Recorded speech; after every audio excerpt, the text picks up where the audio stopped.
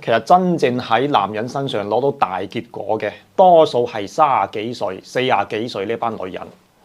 好多人覺得啊，應該都係廿零歲後生靚女嗰班妹妹先至使到男人錢。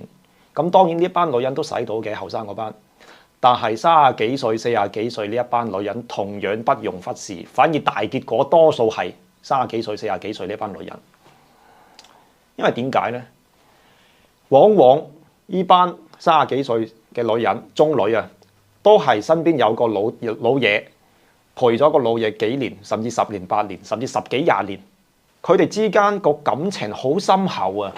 隨隨便便個老坑放喺個女人身上抌咗大幾百萬、上千萬都一啲都唔出奇。我見過好多嘅。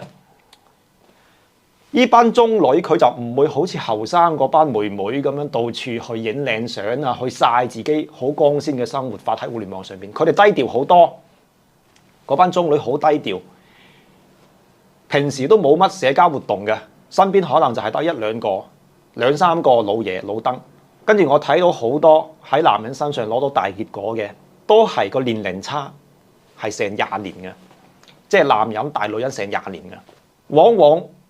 年齡差距咁大，後生嗰班妹妹佢就嫌棄啊，挑肥減瘦啊，佢嫌個男人老，嫌個男人太過油膩，嫌個男人禿頭大肚腩，或者嫌個男人生得太過樣衰，佢就放唔低個身段，佢就接受唔到男人身上呢啲咁明顯嘅短板。但係個問題係，如果男人身上唔係有啲咁明顯嘅短板，你邊有機會上位呢？你邊有可乘之機呢？係咪先？